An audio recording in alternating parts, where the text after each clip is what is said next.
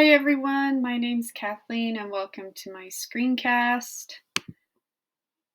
In the Journal of Theory into Practice, I selected an article entitled "I Will Never Teach the Old Way Again, Classroom Management and External Incentives," written by Cynthia Mader in the spring of 2009. So a brief overview, Mader explores the effect of removing teacher-assigned grades and having students base their final grades entirely on self-assessments in a graduate level education course on classroom management. She was driven to conduct this experiment as a result of growing concerns that the grades she assigned to students weren't reflective of their learning, and that grades being external rewards could negatively impact student learning.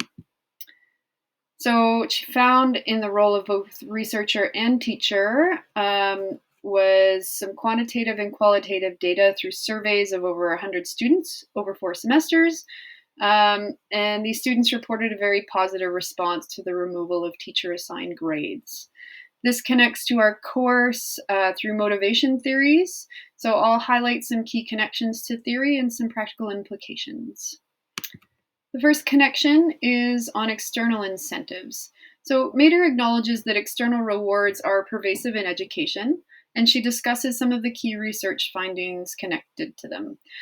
So external rewards can have positive effects in some cases if we use verbal instead of tangible rewards, if these rewards are spontaneous in nature, and in some cases with reluctant learners and students with low interest in a subject area, they can be effective.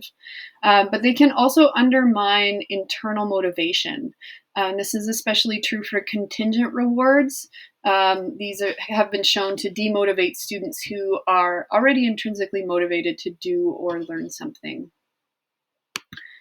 So the second connection to our course is the use of grades as rewards in motivation theory. So in many educational settings, grades are still used as rewards or incentives.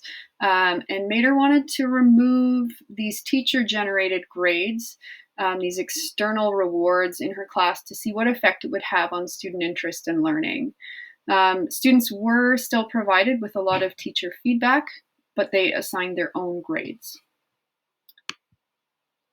And the last connection to motivation theory is intrinsic motivation. So Mader reports that her findings are in line with literature on rewards in education. By removing contingent rewards and tapping into students' intrinsic motivation, the learning process takes priority over performance.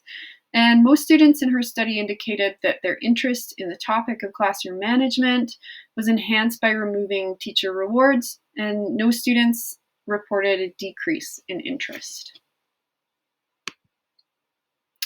So practical implications of this study. The first one is minimizing extrinsic motivation. So as educators, we should reflect on our practice and the use of external rewards. Try to minimize them wherever possible, especially ones that are tangible, contingent on things, and regular rewards. So I'll just share with you some comments of one of the participants in Mader's study. "I will never again offer rewards or use grades as an incentive. The other day I was in another teacher's classroom and she was giving smiley face tokens for answering a question or getting out the right books. She came over and said, 'I know this looks corny, but it works.' I wanted to scream and yell out, 'No, it doesn't work.'" So again, minimizing our external rewards, extrinsic motivation in our classrooms. Another practical implication of Mader's study is related to grading. So we need to shift away from assessment and evaluation systems designed to reward learning through arbitrary point accumulation, so grades as external rewards, and shift towards systems that describe student learning with criterion reference statements on progress. It's really important in this shift to have curricular standards against which students can self-assess their learning and teachers can provide feedback on progress. So a statement from somebody in Mader's study: "I have gone through tremendous change since the experiment. I now see assessment as a tool for instruction rather than to motivate students."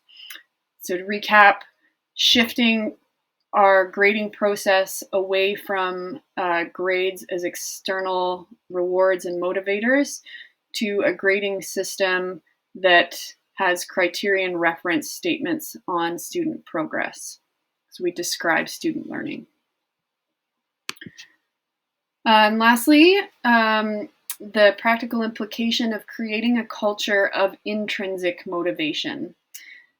It's really important to note that the students who enrolled in Mader's classes elected to do so, and their intrinsic motivation to learn was perhaps higher than in some of the educational settings that we find ourselves. Intrinsic motivation is always going to vary among our students, but we can work to create cultures in our schools, in our professions that value intrinsic motivation. So I'll just share a snippet from Mader's study and then a final question for you all. The main thing that I took from this experience is what it's like to be in student shoes.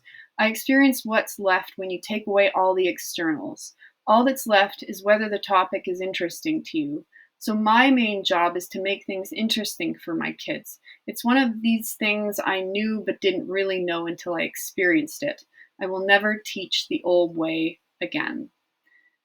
So my question to you, and feel free to post some comments in Brightspace, what do you do to create a culture of intrinsic motivation among your students? And how can you improve on this front? Thanks very much for listening, and I look forward to reading your comments.